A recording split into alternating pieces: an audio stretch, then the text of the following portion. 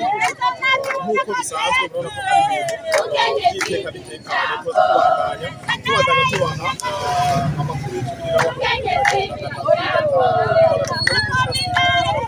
meze neza urwawe umuryango ufite amagara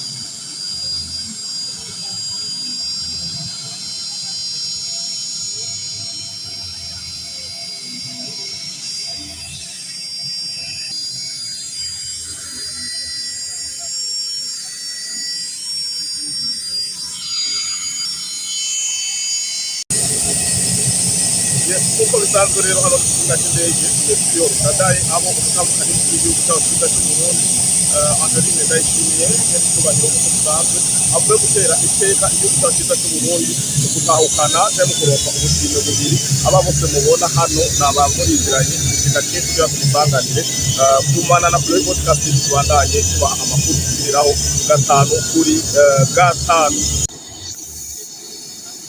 Nk'uko bisanzwe rero mama Afrika mama Burundi nk'uko bisanzwe umubyeyi avuye gutera iteka igihugu cyacu cyiza cy'u Burundi uku niko biriko biragenda gatanu kuri gatanu aho agomba yururuka umupilote ahejeje kumukana impundu amarembe n'uburyo nk'uko muko murabibona.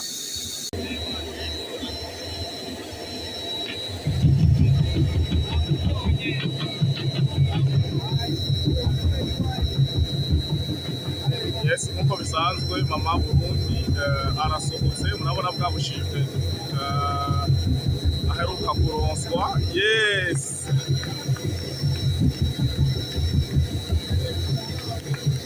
wow.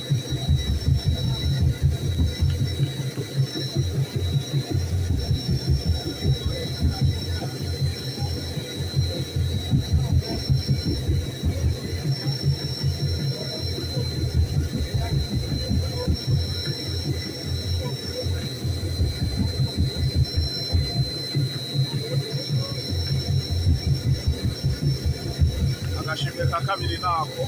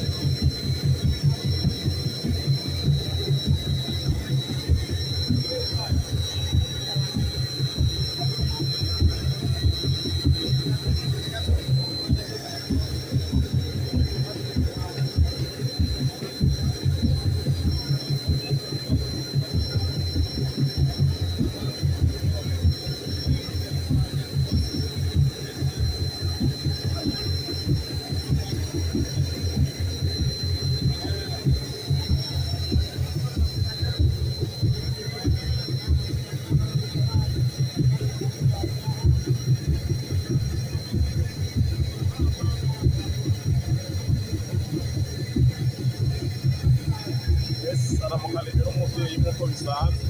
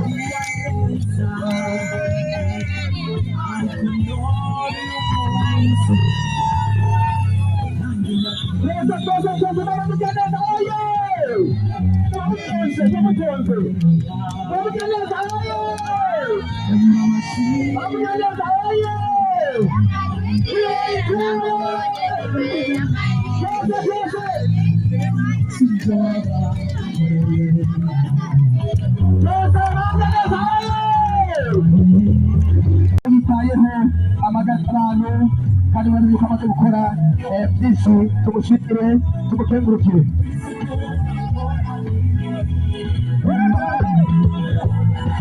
Nk'uko bisanzwe murabona aha twatanguye urugendo aragaragaza agashimwe kamwe ko muri Leta Zunze Ubumwe za Amerika, akandi ko muri UK Ubwongereza, kamwe ni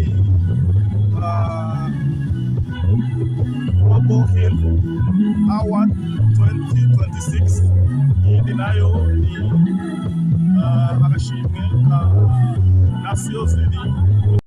Akoze byinshi kandi ibitari bike kandi benshi murabizi.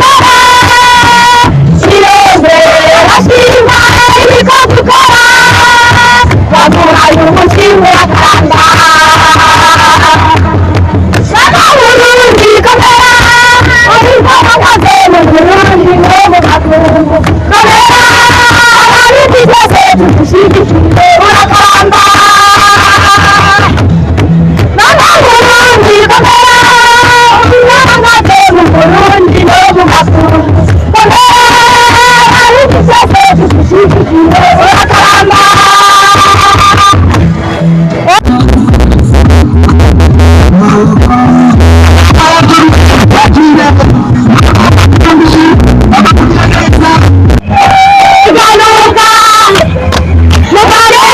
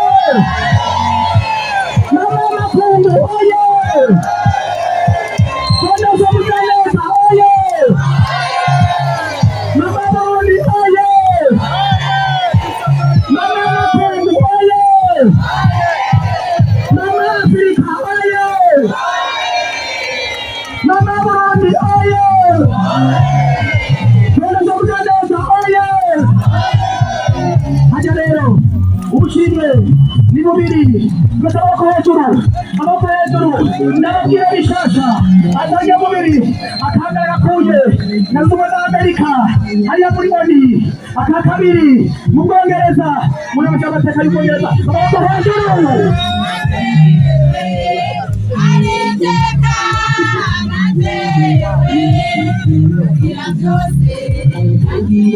amaboko hejuru ari mu modoka ariko arabereka ubushimwe yarose ibubiri akuye hariya mu makungu yari imeze neza cyane yakiriwe n'abantu benshi sinzi Ubwongereza yakiriwe n'abantu ibihumbi 3 Ubwongereza muri Amerika yakirwa n'igihumbi n'500 bari abantu benshi cyane bageze baryohewe amaboko hejuru ariko baramuta amaboko hejuru twese